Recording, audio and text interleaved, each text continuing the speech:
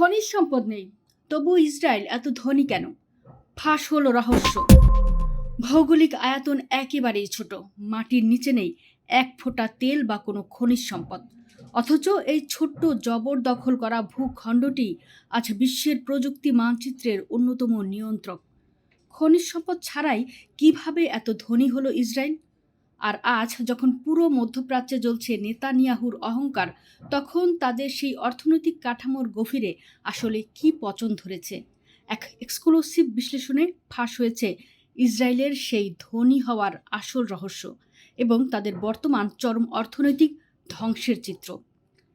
ইসরায়েলের এই অর্থনৈতিক বিবর্তনের শুরুটা হয়েছিল সম্পদের তীব্র অভাব থেকেই, যখন মধ্যপ্রাচ্যের আরব দেশগুলো খনিজ সম্পদের উপর ভিত্তি করে অর্থনীতি সাজাচ্ছিল।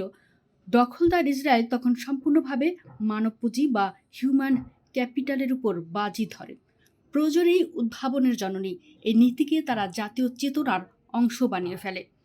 এর মূল লক্ষ্য ছিল এমন সব প্রযুক্তিগত উদ্ভাবন করা যা বৈশ্বিক বাজারে তাদের টিকে থাকার প্রধান হাতিয়ার হবে। বর্তমানে গবেষণা ও উন্নয়ন খাতে ইসরায়েলের ব্যয় তাদের জিডিপির প্রায় 6.35%, যা উন্নত দেশগুলোর মধ্যে সর্বোচ্চ। ইসরায়েলি অর্থনীতির প্রধান মেরুদণ্ড হল তাদের হাইটেক খাত।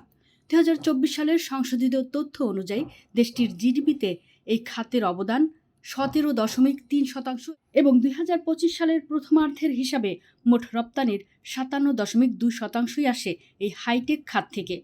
কিন্তু এই উচ্চ প্রবৃদ্ধির পেছনে লুকিয়ে আছে এক অন্ধকার দিক। ইসরায়েলি অর্থনীতিতে এখন দ্বিমুখী অর্থনীতি বা ডুয়াল ইকোনমির সংকট ঘনীভূত হচ্ছে। মেধা কেবল হাইটেক খাতের দিকে একমুখীভাবে প্রবাহিত হওয়ায় সাধারণ খাতগুলো পুরোপুরি পঙ্গু হয়ে যাচ্ছে। যদি কোনো কারণে এই হাইটেক খাতের গতি কমে যায়, তবে পুরো ইসরায়েলের অর্থনীতি তাসের ঘরের মতো ভেঙে পড়বে। আর ঠিক সেটাই এখন ঘটতে শুরু করেছে। ইসরায়েলের এই প্রযুক্তিগত সক্ষমতার সবচেয়ে বড় উৎস হলো তাদের প্রতিরক্ষা খাত ও সামরিক গোয়েন্দা ইউনিট। এই গোয়েন্দা ইউনিটগুলো বাণিজ্যিক সাইবার সিকিউরিটি এবং এআই খাতের জন্য ট্যালেন্ট পাইপলাইন হিসেবে ব্যবহার করে তারা বিশ্বখ্যাত টেক জায়ান্টদের গুগল, এনভিডিয়া ইসরায়েলের বড় গবেষণা কেন্দ্র খুলতে বাধ্য করেছে। 2023 সালে তাদের প্রতিরক্ষা রপ্তানি $13.1 বিলিয়ন রেকর্ড ছুঁয়েছিল। কিন্তু ট্রাম্প ও নেতানিয়াহুর চাপিয়ে দেওয়া এই অনন্তকালের যুদ্ধ আজ ইসরায়েলের সেই স্টার্টআপ নেশন অহংকারকে জুতোর তলায় পিষে দিয়েছে।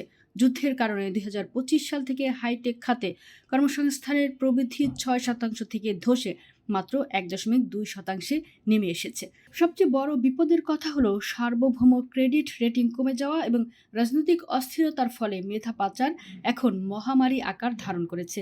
প্রায় 2% হাইটেক কর্মী ইতোমধ্যে মৃত্যু ভয়ে চিরতরে ইসরায়েল ত্যাগ করে ইউরোপ, আমেরিকায় পালিয়েছে। আজ বিশ্ববাসী পরিষ্কার দেখছে, বিদেশি বিনিয়োগের ওপর অতিরিক্ত নির্ভরশীলতাই এখন ইসরায়েলের জন্য সবচেয়ে বড় মরণফাঁদ। কারণ তাদের 75 থেকে 80% ভেঞ্চার ক্যাপিটাল বিনিয়োগেই আসে তাদের বাইরে থেকে। আজ যখন ইরান ও প্রতিরোধ যোদ্ধাদের মিসাইল ইসরায়েলের আকাশ ছেয়ে ফেলেছে, তখন বিদেশি বিনিয়োগকারীরা ভয়ে মুখ ফিরিয়ে নিচ্ছেন। যে ইসরায়েল নিজেদের স্টার্টআপ নেশন হিসেবে জাহির করত, আজ তারা অস্তিত্ব টিকিয়ে রাখার চরম অগ্নিপরীক্ষার সম্মুখীন। খনিজ সম্পদবিহীন এই দখলদারদের ভবিষ্যৎ প্রবৃদ্ধি এখন আর উদ্ভাবনের উপর নয়, বরং তা ঝুলে আছে সামরিক পতন ও বিশ্ববাসীর হারানো আস্থার এক সরু সুতোর উপর। ইতিহাস আজ প্রমাণ করছে, অহংকার আর অন্যের রক্ত ঝরিয়ে গড়া কোনো অর্থনীতি চিরস্থায়ী হয় না।